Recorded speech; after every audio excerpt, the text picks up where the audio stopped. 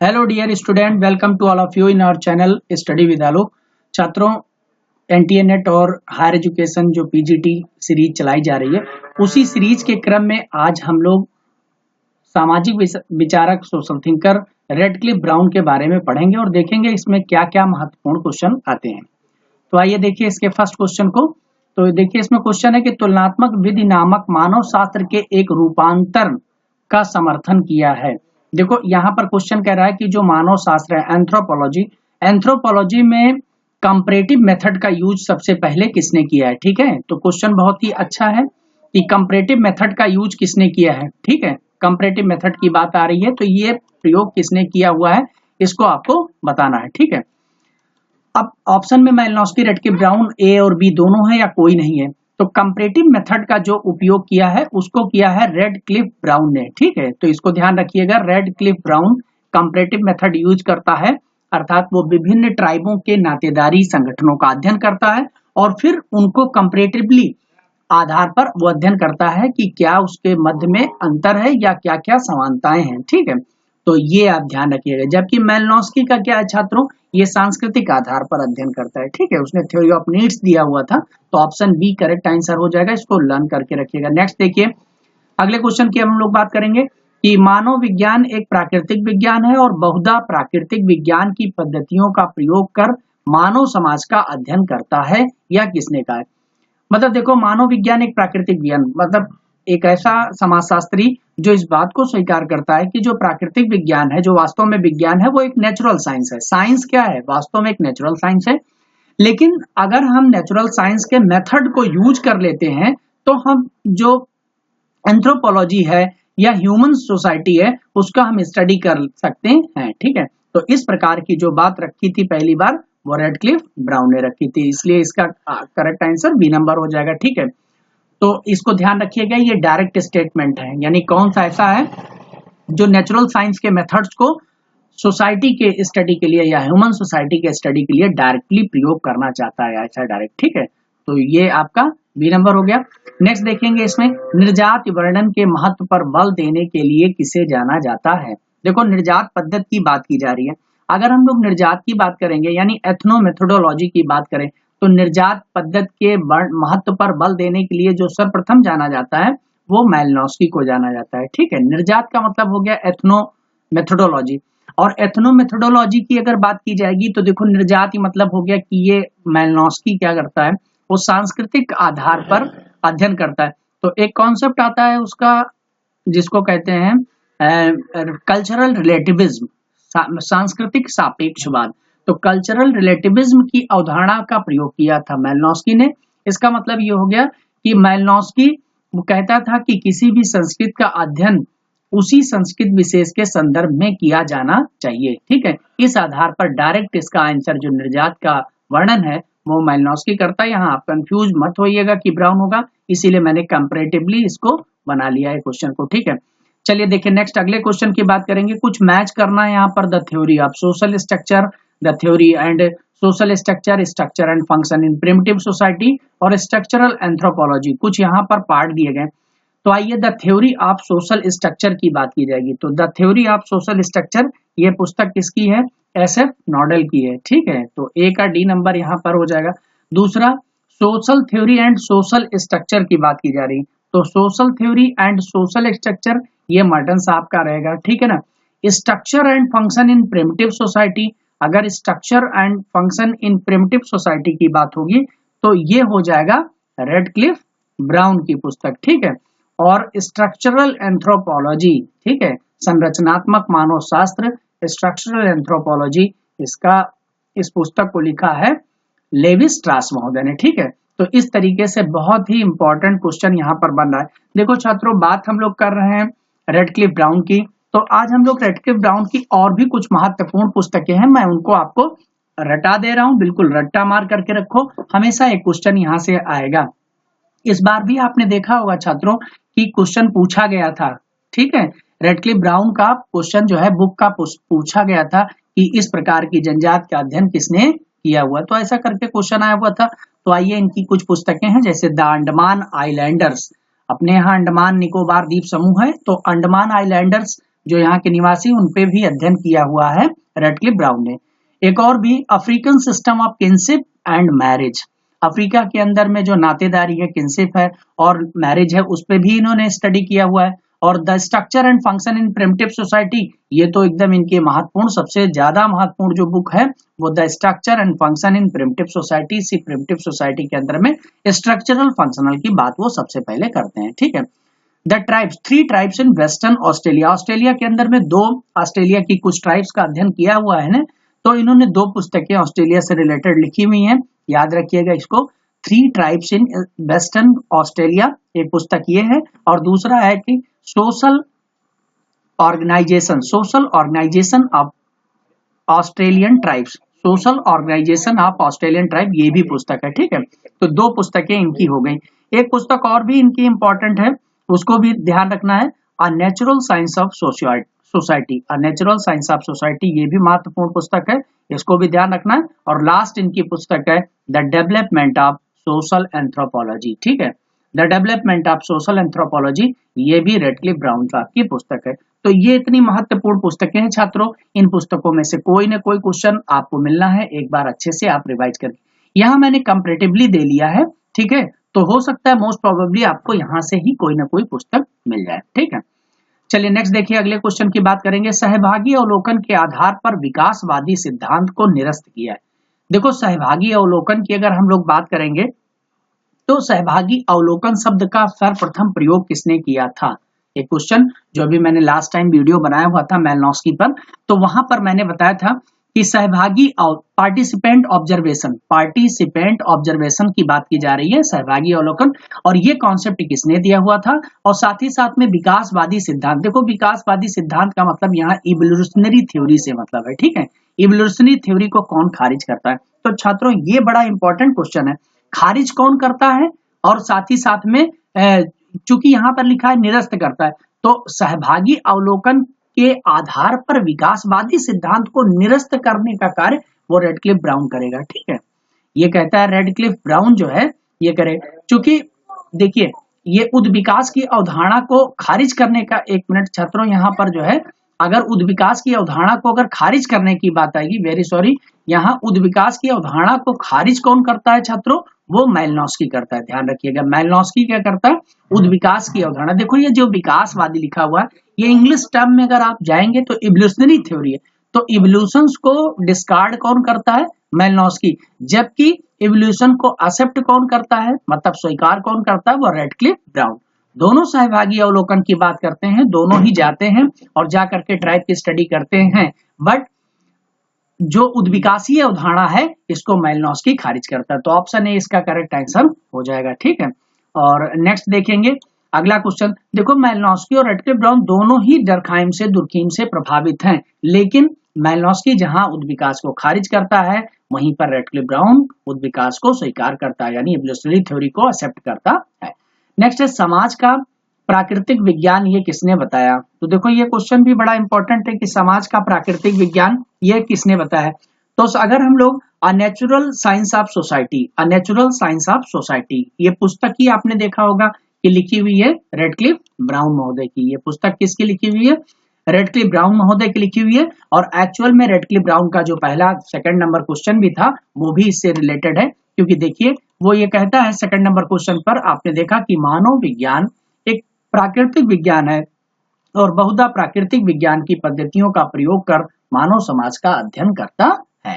तो इस स्टेटमेंट में रेडक्लिफ ब्राउन आ रहा है, और ये क्वेश्चन भी यहाँ पर भी आप देख रहे हैं, ये भी कि समाज का प्राकृतिक विज्ञान, तो इसका आंसर जो है रेडक्लिफ ब्राउन हो जाएगा। दोनों बातें एक दूसरे से मिलती जुलती हैं, और साथ ही साथ में इन्होंने एक पुस्तक भी लिखी है नेचुरल साइंस ऑफ सोसाइटी, ठीक है। चलिए देखिए अगले क्वेश्चन की बात अगर हम करेंगे तो यहाँ पर देखो कुछ मैचिंग की बात आ रही है, ठीक है। सामाजिक आकारिकी की बात आ रही है, सांस्कृतिक साधनों का नवीनीकरण और पेटी बुर्जुआ और सहयोगी सिद्धांत, ठीक है। तो देखिए यहाँ पर सांस्कृतिक जो साधनों का नवीनीकरण अगर देखा जाए तो ये डायरेक्टली किससे जुड़ता है? मेलनोस्की के। देखो मेलनोस्की ने एक थ्योरी दी थी, अभी कल ही मैंने बताया कि थ्योरी ऑफ नीड्स दिया था, ठीक है। थ्योरी ऑफ नीड्स मतलब हो गया आवश्यकताओं का सिद्धांत, ठीक है। और उन्होंने 3 प्रकार की आवश्यकताएं, प्राइमरी बताई थी और उन्हीं के साथ में कुछ व्युत्पन्न आवश्यकताएं भी बताई थी, डेराइव्ड बताई थी। तो दो प्रकार की डेराइव्ड भी थी, मतलब सेकेंडरी और टर्सरी, तो प्राथमिक आवश्यकताएं। जो द्वितीयक आवश्यकताएं थी, प्राथमिक 7 प्रकार की, द्वितीयक 4 प्रकार की और तृतीयक जो है 2 प्रकार थी।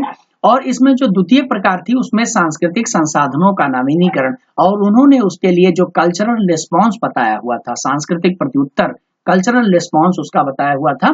इकोनॉमी, अर्थव्यवस्था क्या करती है, सांस्कृतिक संसाधनों का नवीनीकरण करती है। इसका मतलब ये हो गया कि बी का 4 नंबर हो गया। अब हम लोग सामाजिक आकारिकी की बात करते हैं। देखो सामाजिक आकारिकी की अगर हम लोग बात करें तो इसका क्या मतलब होता है।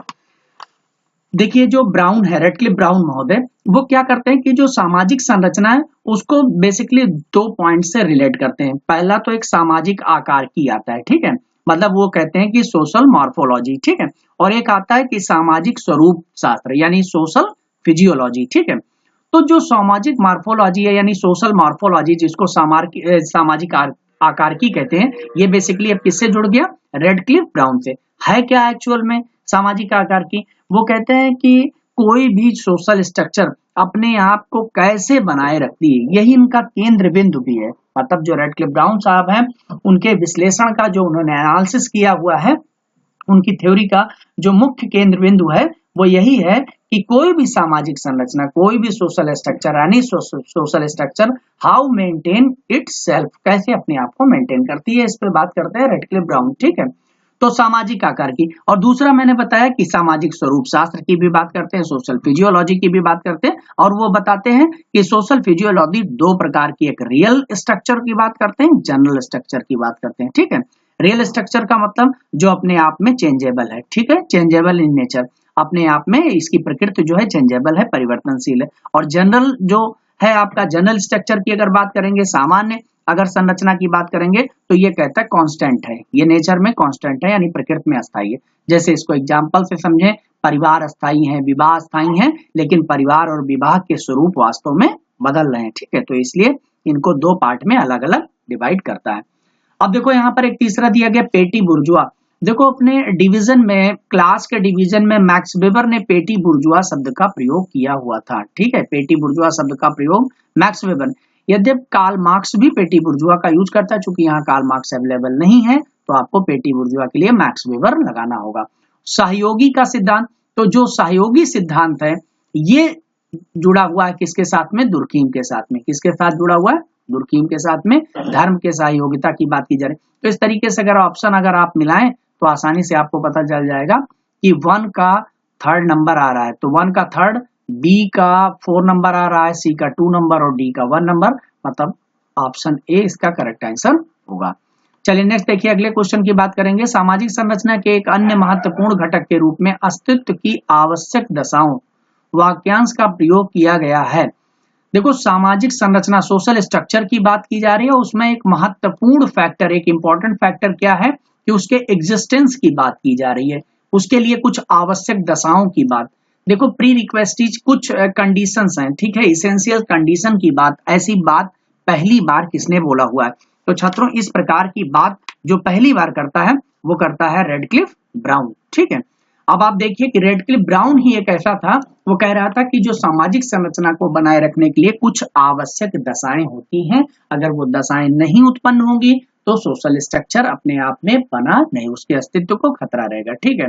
तो 8 का ए नंबर होगा। यही आगे चल करके और डेवलप हो जाता है, तो इसी बात को टालकट पार्सन्स महोदय कहते हैं कि संरचनात्मक पूर्व अपेक्षाएं, यानी उसको हम कहते हैं फंक्शनल प्री रिक्वेस्टीज, ठीक है, फंक्शनल प्री रिक्वेस्टीज। तो इसी को अपडेट करके पार्सन फंक्शनल प्री रिक्वेस्टीज की भी बात करने लगता है कि कुछ आवश्यक पहले से दशाएं और कंडीशन होती है जिसकी शुरुआत रेडक्लिफ ब्राउन करता है। इंपॉर्टेंट क्वेश्चन है, ये क्वेश्चन आपसे पूछा जा सकता है, ठीक है। चलिए नेक्स्ट है अवलोकन वर्गीकरण अप्रत्यक्ष प्रयोग की दृष्टि से सामाजिक प्रघटना को प्राकृतिक घटना प्रघटना जैसा माना जा सकता है। ये किसने कहा है, तो देखो भाई अवलोकन ऑब्जर्वेशन की बात, क्लासिफिकेशन की बात, या इनडायरेक्ट अगर इनके सबके प्रयोग की बात की जाए कि जो सोशल फेनोमेना है उसको नेचुरल फेनोमेना से मैच करना, तो ये बात कौन कर रहा है, तो अभी अभी बात हुई थी कि जो प्राकृतिक विज्ञान है उसको सामाजिक विज्ञान की तरह अध्ययन वो ब्राउन तो करता है। लेकिन आप ऑप्शन देख रहे हैं यहाँ पे, ब्राउन यहाँ भी है और ब्राउन यहाँ भी है, मेलनोस्की के साथ में भी है, दुर्खीम के साथ में। लेकिन दुर्खीम जो है ये इनके गुरु थे, ठीक है, मतलब डायरेक्टली दुर्खीम जुड़ा हुआ है इनसे, ठीक है, क्योंकि वो क्या है, वो सामाजिक विज्ञान को, जो सोशल साइंस था उसको नेचुरल साइंस की तरह बनाना चाहता था, अर्थात अगस्ट कॉम्टे की तरह वो भी समाजशास्त्र को रेपुटेटेड साइंस बनाना चाहते थे। इसीलिए दुर्खीम के साथ ब्राउन ये ज्यादा अप्रोप्रिएट आंसर होगा इन द कंपैरिजन मेलनोस्की के, ठीक है। तो ऑप्शन क्या हो जाएगा, ए इसका करेक्ट आंसर हो। थोड़ा सा कंपैरेटिवली आपको स्टडी करके जाना होगा, मतलब आप कंफ्यूज ना हो वहां पे कि आप ब्राउन को मेलनोस्की के साथ में लगा दें, ठीक है। तो इस तरीके से तो ऑब्जर्वेशन, अवलोकन, वर्गीकरण, क्लासिफिकेशन, ये सब साइंस से बिल्कुल जुड़ता हुआ है और साइंटिफिक भाषा में यानी सोशियोलॉजिकल मेथड भी दुर्खीम ने लिखा हुआ था, उसी मेथड में ये सब बातें कही थी। और चूंकि दुर्खीम, मेलनोस्की और ब्राउन दोनों ही दुर्खीम को फॉलो करते हैं, बस केवल अंतर क्या है कि दुर्खीम जहां उद्विकास को स्वीकार करता है, ठीक है, वहां ब्राउन भी स्वीकार करता है, लेकिन मेलनोस्की इसको खारिज करता है, डिस्कार्डेड करता है, ठीक है। चलिए नेक्स्ट देखिए, अगले क्वेश्चन की अब हम लोग बात करेंगे। अगला क्वेश्चन क्या आ रहा है, अगला क्वेश्चन यहाँ पर आ रहा है कि एक मैचिंग करना है आपको मूल तथा व्युत्पन्न आवश्यकताएं। तो अभी अभी मैंने थोड़ी देर पहले आप लोगों को बताया कि एक फंडामेंटल कुछ नीड्स हैं और एक डेराइव्ड नीड्स हैं। थ्योरी ऑफ नीड्स किसने दिया हुआ है, तो ये मतलब ये क्वेश्चन रिपीटेड हो रहा है, पिछले वीडियो में मैंने बताया हुआ था वो मेलनोस्की से जुड़ा हुआ है, ठीक है। एग्रोनॉट्स ऑफ द वेस्टर्न पैसिफिक, ये भी महत्वपूर्ण है कि एग्रोनॉट्स ऑफ द वेस्टर्न पैसिफिक ये किससे जुड़ी हुई है, तो एग्रोनॉट्स ऑफ द वेस्टर्न पैसिफिक ये बेसिकली जुड़ी हुई है ये आपके मेलनोस्की के साथ में, ठीक है, ये भी मेलनोस्की के साथ में जुड़ेगा, ठीक है। एग्रोनॉट्स ऑफ द वेस्टर्न पैसिफिक ये भी मेलनोस्की के साथ में जुड़ेगी।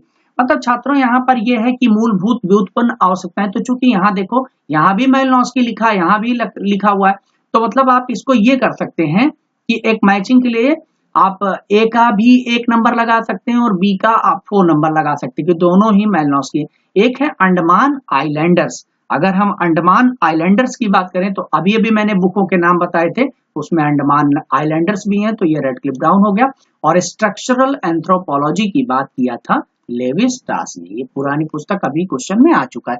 तो फिर इस तरीके से अगर आप मैचिंग करेंगे तो यानी 1 का 4 नंबर, तो ऐसा ऑप्शन तो बना नहीं है 1 का 4 नंबर यहाँ है, और फिर बी का 1 नंबर, तो बी का 1 नंबर, और उसके बाद में सी का 3 नंबर, तो सी का 3 नहीं है, बी का 5 नहीं है, तो थोड़ा सा यहाँ कंफ्यूजन हो गया। तो छात्रों इसको क्या करना पड़ेगा, आप इसको अपडेट कर लें फिर से। कैसे अपडेट कर लेंगे, आप 1 को 1 से मिला लें, क्योंकि 1 का ए नंबर है और बी का 4 नंबर, तो बी का 4 नंबर यहाँ पे आ रहा है, ठीक है, और सी का 3 नंबर, तो सी का 3 नंबर यहाँ पर आ रहा है, और डी का 2 नंबर, इसका मतलब डी का 2 नंबर ऑलरेडी। तो ऑप्शन इस तरीके से देखा जाए तो जो ऑप्शन ए है वो आपका करेक्ट हो जाता है, ठीक है। इस तरीके से मैचिंग है, आप इसको ध्यान देकर के एक बार रिवाइज करके वीडियो पॉज करके देख लेंगे, ठीक है। नेक्स्ट देखिए, लोग और संस्कृतियां अपने उनके परिवंशों के भीतर के अध्ययन की पद्धति के रूप में निर्जात विज्ञान का प्रयोग करते हैं, यह किसका कथन है। देखो ये भी बड़ा इंपॉर्टेंट क्वेश्चन है कि इस प्रकार की बात कौन करता है, ठीक है। अब देखो जो पीपल हैं वो अपने कल्चर के अकॉर्डिंग टू, अपने परिवंश का मतलब क्या हुआ, अपने जो क्लान है, क्लान के भीतर एक ऐसे इस प्रकार का स्टडी मेथड प्रयोग करते हैं जिसमें निर्जात विज्ञान का प्रयोग हो। निर्जात मतलब हो गया एथनो मेथोडोलॉजी, यानी जो आपके एंथ्रोपोलॉजी से जुड़े हुए हैं। तो देखो एंथ्रोपोलॉजी से दोनों लोग जुड़े हुए हैं, कौन जुड़े हुए हैं, मेलनोस्की भी जुड़ करके रखे हुए हैं और साथ ही साथ में ब्राउन भी। कई छात्र यहाँ निर्जात विज्ञान का प्रयोग आ गया तो वहां पर मेलनोस्की के साथ सूर्य जाना पसंद करते हैं, लेकिन ठीक है सूर्य को लेकर के चले जाते हैं, लेकिन यहाँ पर जो छात्रों करेक्ट आंसर होगा वो मेलनोस्की, चूंकि लोग और संस्कृतियों की बात हो रही है और साथ में निर्जात विज्ञान। तो पहली बार अगर हम अध्ययन पद्धति की बात करेंगे, पहली बार निर्जात विज्ञान पद्धति का प्रयोग अगर करने की बात करेंगे तो वो मेलनोस्की और ब्राउन ही था, जो मानव शास्त्र यानी मानव शास्त्रीय एंथ्रोपोलॉजिकल फंक्शनलिज्म की बात यही दोनों लोग करते हैं। मानव शास्त्रीय प्रकारवाद की जो बात करते हैं वो मेलनोस्की और साथ ही साथ में रेडक्लिफ ब्राउन। तो ऑप्शन सी इसका करेक्ट आंसर हो जाएगा। और नेक्स्ट देखेंगे इसमें कि समाजशास्त्र मानव समाज विज्ञान में 4 प्रारंभिक समाज विचारक के प्रवेश के क्रम है। अब देखो ये भी बड़ा इंपॉर्टेंट क्वेश्चन है कि कैसे कैसे लोग जो सोशल थिंकर्स हैं वो किस क्रम में आए हुए हैं।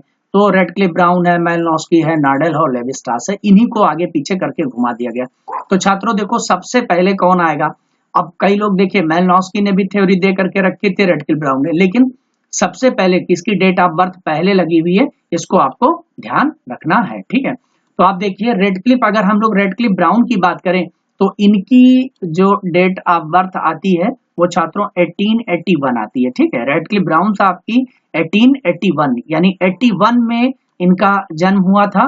और अगर मेलिनोस्की की बात करेंगे तो ये 1884 में आ जाते हैं, तो यानी ये 3 साल बाद आते हैं, तो ये 84 आ जाते हैं, 1884।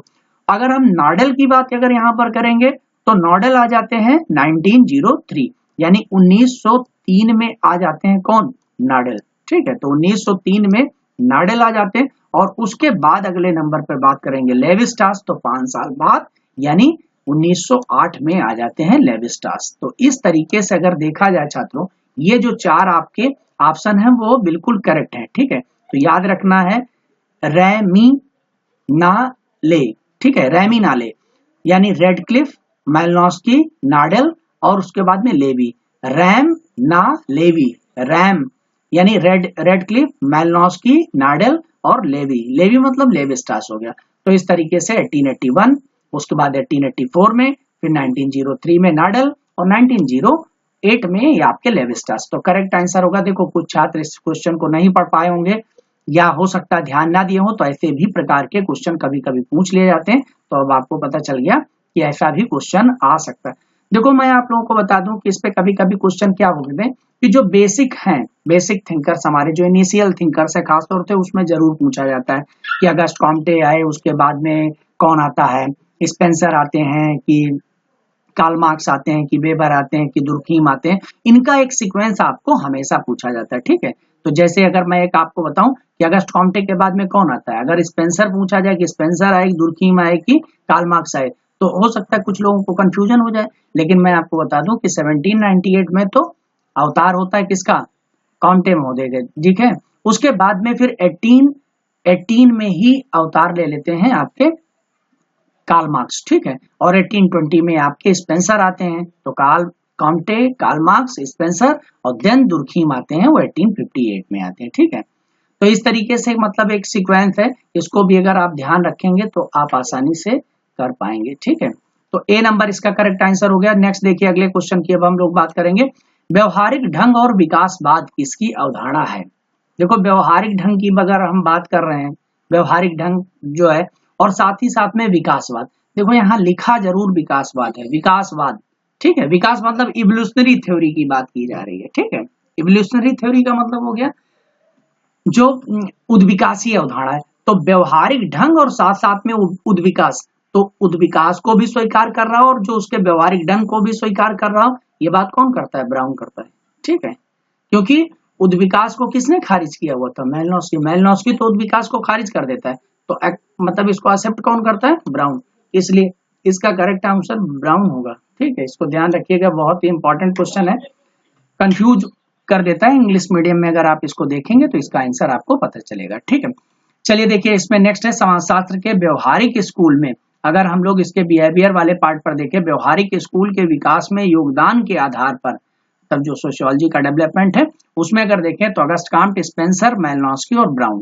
तो देखो यहाँ पर, और फिर काम्टे, स्पेंसर, फिर अल्थूजर और ब्राउन। तो अल्थूजर तो बहुत बात के हैं छात्रों, ठीक है, काम्टे, स्पेंसर और उसके बाद में कॉलिंस, कॉलिंस तो और भी ज्यादा है, ठीक है। तो मतलब अब काम्टे उसके बाद में कॉलिंस, तो ऐसा हो ही नहीं सकता। मतलब अगर हम लोग देखें तो अगस्ट काम्टे, तो ये मैंने आपको ऑलरेडी बताया कि 1798 में इनका अवतार हुआ था। और स्पेंसर की बात की जाएगी तो 1920 में आए हुए थे। अल्थूजर की अगर हम बात करेंगे तो 1918 में आते हैं, ठीक है। अगर अल्थूजर को हम लोग देखें तो 1980 में आते हैं, 1918 यानी 1918 में आते हैं। और इसी तरीके से ब्राउन 1881 में आते हैं। तो ये ऑप्शन तो गलत। अगर हम इस पे पहले वाले ऑप्शन पे देखें तो यहाँ पर आप देख रहे हैं कि ब्राउन को अगर पहले लगा दिया, क्योंकि 1881 में कौन आता है, ब्राउन, और 1884 में आता है मेलिनोस्की। तो छात्रों कुल मिलाकर के इसमें कोई भी ऑप्शन ऐसा नहीं है कि जो प्रॉपर है, क्योंकि अगर बात की जाएगी अल्थूजर की तो वो तो 1980 में आता है, बहुत बाद में 1918 में आता है। अगर हम कॉलिंस की बात करेंगे तो वो 1941 में 1941 में आता है। तो ये सब तो कहीं ना कहीं इस क्वेश्चन में थोड़ी सी मिस्टेक हो गई है, इसको आप इंप्रूव कर लीजिएगा। आप बस इसमें क्या होगा, यहाँ पे आपको लाना होगा ब्राउन और यहां से ले जाना होगा मैलिनोव्स्की, यानी करेक्ट आंसर होगा अगस्ट कॉम्टे, स्पेंसर, ब्राउन और मैलिनोव्स्की। ठीक है, तो ऑप्शन ए इसका छात्रों करेक्ट आंसर होगा। ठीक है, मतलब ऐसे ही, अभी तो करेक्ट नहीं है लेकिन अगर आप इसको करेक्ट कर देते हैं तो ऐसा हो जाएगा, ध्यान रखिएगा इसको।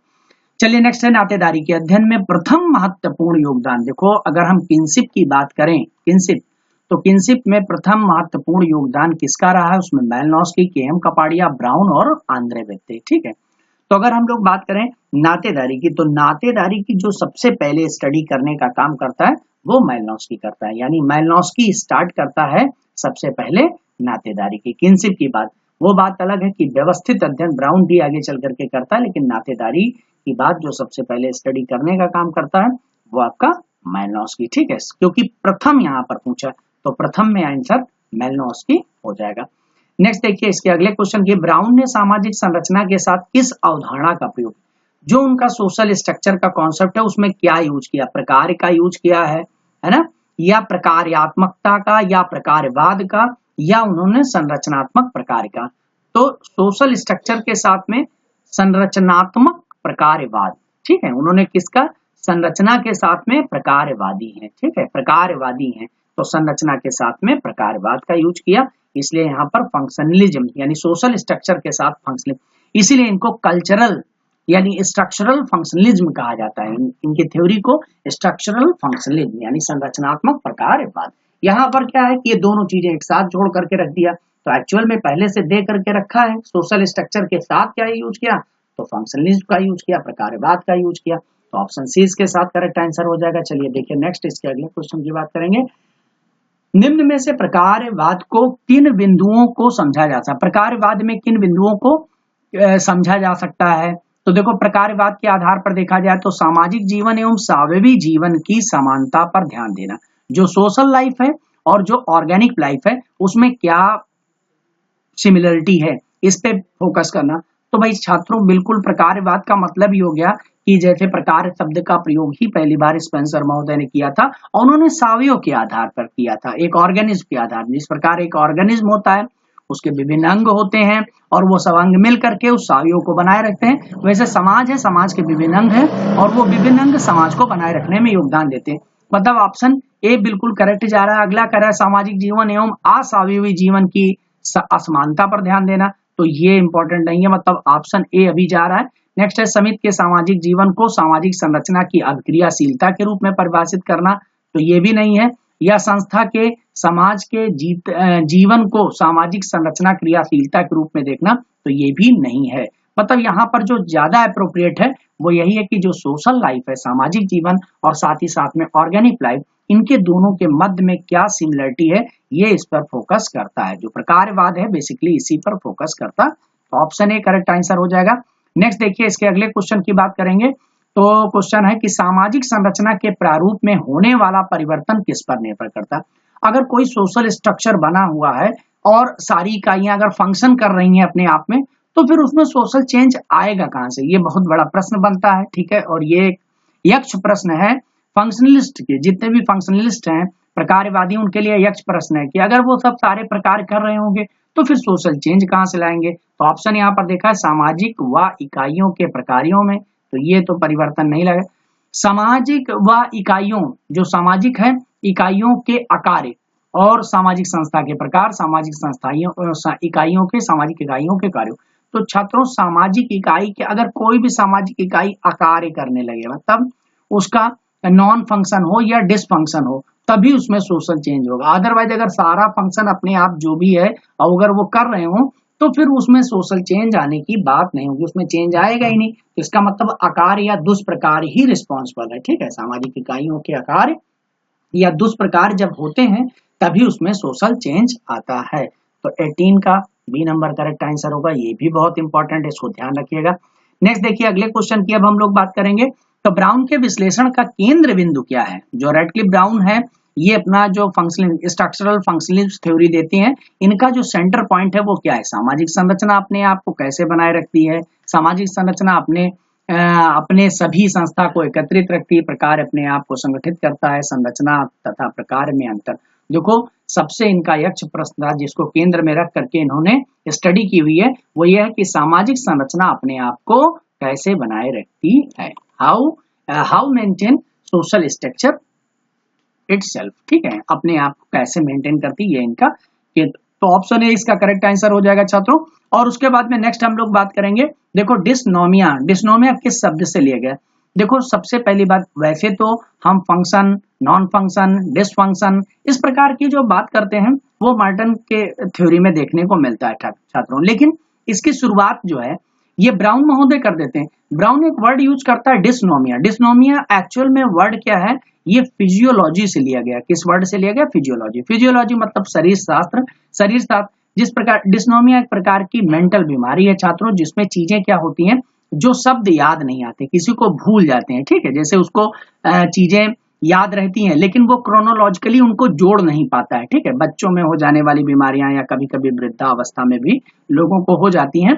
तो ऐसे में क्या है कि उसका ब्रेन प्रॉपर फंक्शन नहीं कर पाता है। तो इसी तरीके से जब कोई भी यूनिट, अगर कोई भी यूनिट अपने उस प्रॉपर फंक्शन को उस समय पर नहीं कर पाती है, लेट में करती है, तो फिर क्या होता है कि ऐसे में वहां पर डिस्फंक्शन हो जाता है। ठीक है, वो कहता है कि समय रहते किसी को प्रॉपर फंक्शन करना चाहिए, अगर वो प्रॉपर फंक्शन नहीं करेगा तो वहां पर डिस्नोमिया हो जाएगा। ऐसा पहली बार टर्म सोशियोलॉजी के अंदर में ब्राउन महोदय ने यूज किया था, तो याद रखिए कि डिस्नोमिया की बात करता है। और यही चल करके आगे मार्टन का आकार भी बन जाता है। ठीक है, दुष्प्रकार की बात करता है, डिस्फंक्शन भी बन जाता है। ठीक है, तो यहाँ पर 20 का बी नंबर आपका करेक्ट आंसर हो जाएगा। और नेक्स्ट हम बात करेंगे सामाजिक संरचना के कितने महत्वपूर्ण पहलू हैं। अगर हम बात कर रहे हैं कि सामाजिक संरचना के कितने महत्वपूर्ण पहलू हैं, तो इसमें देखिए ये आ रहा है कि कुछ अपना यहाँ दिया हुआ 3, 2, 5। ठीक है, अगर हम 1, 3, 2, 5 यहाँ पर एक दिया हुआ छात्रों, तो यहाँ पर जो सामाजिक संरचना, अभी भी मैंने थोड़ी देर पहले बताया था कि जो सोशल स्ट्रक्चर है उसके एक्चुअल में 2 रूप हैं, 2 महत्वपूर्ण पहलू हैं। सामाजिक संरचना उसके 2 महत्वपूर्ण पहलू हैं। पहला क्या है, सामाजिक आकार की है, और दूसरा सामाजिक स्वरूप शास्त्र, यानी सोशल फिजियोलॉजी और सोशल मॉर्फोलॉजी और सोशल फिजियोलॉजी। सोशल मॉर्फोलॉजी क्या करती है, वो ये बताता है कि कोई भी सामाजिक संरचना कैसे अपने आप को बनाए रखती है, ये सोशल आकार की, सामाजिक आकार की कहता है सोशल मॉर्फोलॉजी। और दूसरा कहता है कि सामाजिक स्वरूप शास्त्र यानी सोशल फिजियोलॉजी, और इसमें यह 2 प्रकार की हैं, एक वास्तविक है और दूसरा जनरल। ठीक है, वास्तविक रियल स्ट्रक्चर और दूसरा जनरल स्ट्रक्चर की बात की। तो वास्तविक मैंने बताया था वो चेंजेबल होता है नेचर में, और जो जनरल होता है वो सामान्य रूप से बना रहता है, अर्थात वो कांस्टेंट रहता है, स्थिर रहता है। ठीक है, तो दो नंबर इसका सी नंबर ऑप्शन हो जाएगा। इसमें 2 प्रकार के। ठीक है, चलिए नेक्स्ट है, ब्राउन ने कबीले का अध्ययन तुलनात्मक पद्धति का प्रयोग किया। मतलब किस कबीले के अध्ययन में तुलनात्मक पद्धति का प्रयोग किया है, तो बांटू है, बिरहोर है, सोम्पेन है और खासी है। तो छात्रों इसमें बांटू जो है उनका अध्ययन किया था। ठीक है, बांटू कबीले का अध्ययन, उस कबीले के अध्ययन में उन्होंने तुलनात्मक जो कंपैरेटिव स्टडी मेथड है उसका प्रयोग किया था। ये एक्चुअल में क्या है, ये अफ्रीका कॉन्टिनेंट की एक ट्राइब्स है। ठीक है, निम्न में ब्राउन की उप संरचना नहीं है। देखो ब्राउन की उप संरचना की बात की जाएगी तो इन्होंने कुछ और भी पुस्तकें लिखी हैं, जैसे द हवाईयन सिस्टम, हवाई द्वीप पर, तो ये भी पुस्तक इनसे रिलेटेड है। ठीक है, the unity of siblings group, ठीक है, the unity of sibling group, ये भी इनसे रिलेटेड है। ठीक है, और एक है मदर्स ब्रदर, यानी माँ के भाई, अर्थात मामा पर भी इन्होंने काफी, नातेदारी पर इन्होंने बहुत सारे। तो ये तीनों तो इनकी उप संरचनाओं में आती है, लेकिन the unity of clan group ये इनसे रिलेटेड नहीं है। तो इसलिए छात्रों इसका जो करेक्ट आंसर होगा वो सी नंबर होगा। ठीक है, ब्राउन की ये नहीं है, the unity of clan group. ठीक है, और नेक्स्ट अगर हम लोग अगले बात करेंगे तो ब्राउन विकास को क्या कहता है, तो छात्रों यहाँ पर केवल मात्र 2 क्वेश्चन और बचे हुए हैं कि ब्राउन उद्विकास को क्या कहता है। तो ब्राउन उद्विकास को स्वीकार करता, अस्वीकार करता है, केंद्रित करता है या कोई नहीं। तो छात्रों ब्राउन जो है वो उद्विकास को स्वीकार करता है, जबकि मैलिनोव्स्की क्या करता है, उद्विकास को अस्वीकार करता है। तो याद रखिएगा कि मैलिनोव्स्की क्या करता है, अस्वीकार करता है, जबकि ब्राउन स्वीकार करता है। ठीक है, और अब इसी आधार पे हम कुछ आप लोगों को बता दें कि एक्चुअल में ब्राउन और मैलिनोव्स्की में कुछ बेसिक अंतर भी है छात्रों। ठीक है, जैसे अगर आप देखें मेलनॉस्की तो वो संस्कृत पर फोकस करता है क्योंकि वो कल्चर की बात करता है, जबकि ब्राउन जो है वो सोशल स्ट्रक्चर पर फोकस करता है, सामाजिक संरचना पर बात करता है। ठीक है, अगर हम लोग क्षेत्रकार फील्ड वर्क की बात करें तो जो मेलनॉस्की का फील्ड वर्क है वो ज्यादा अच्छा है, लेकिन उनका जो थ्योरेटिकल पार्ट है वो थोड़ा वीक है। जबकि ब्राउन में देखा जाए तो उनका जो फील्ड वर्क है वो थोड़ा वीक है, ठीक है, लेकिन उनका जो सैद्धांतिक कार्य है, ठीक है, वो ज्यादा महत्वपूर्ण है in the comparison to Malinowski. ठीक है, तो इस तरीके से कुछ क्वेश्चन भी कभी कभी महत्वपूर्ण रूप से आ जाता है। अगर हम लोग बात करें, एक क्वेश्चन बार बार आता है कि मेलनॉस्की क्या है, वो व्यक्तिवादी है, वो व्यक्ति की जैविक इच्छाओं की भी बात करता है, उसके वो व्यक्ति पर केंद्रित होता है। ठीक है, इंडिविजुअलिस्ट है, मेलनॉस्की इंडिविजुअलिस्ट है, जबकि ब्राउन जो है वो संरचनावादी है। छात्रों, संरचनावादी का मतलब पूरे संरचना के संदर्भ में बात करता है। ठीक है, तो इस तरीके से भी कभी कभी क्वेश्चन आ जाते हैं। देखो अगला लास्ट ये क्वेश्चन है कि ब्राउन ने किस आवश्यकता को महत्वपूर्ण नहीं माना है, तो कौन सी आवश्यकता, जैविक आवश्यकता, प्रक्रियात्मक की आवश्यकता, यांत्रिक आवश्यकता। वो यांत्रिक आवश्यकता की भी बात करता, प्रक्रियात्मक आवश्यकता की बात तो करता ही, लेकिन जैविक आवश्यकता की बात नहीं करता। छात्रों, जैविक आवश्यकता की बात कौन करता है, जिसको हम प्राथमिक आवश्यकता के रूप में भी जाना जाता है, उसको मेलनॉस्की करता है। तो ब्राउन जैविकीय यानी बायोलॉजिकल नीड्स की बात नहीं करता, फंक्शनल और मैकेनिकल नीड्स की बात करता है। तो ऑप्शन ए करेक्ट हो गया। तो बहुत बहुत धन्यवाद छात्रों। अगर वीडियो आपको पसंद आ रहे हैं तो आप उसको लाइक जरूर किया करिए, कम से कम मतलब मान के चलिए 400-500 लोग देखते हैं तो भाई छात्रों 100-200 लाइक तो मतलब इजिली बनता ही है। ठीक है ना। और दूसरी चीज है कि जो भी क्वेश्चन अगर इससे रिलेटेड हो, अगर आपको और लग रहे हो तो उन क्वेश्चन को आप कमेंट बॉक्स में लिख करके भेजिए, उनके आंसर दिए जाएंगे। ठीक है, और आगे भी इसी क्रम में आपको वीडियो मिलता रहेगा। अगला वीडियो हमारा पार्सन्स पर होगा। ठीक है, पार्सन्स, लेवी-स्ट्रास, एसएफ नोडल, इन पे सब पे हम बना करके इसको फिनिश करेंगे। ठीक है, धन्यवाद छात्रों।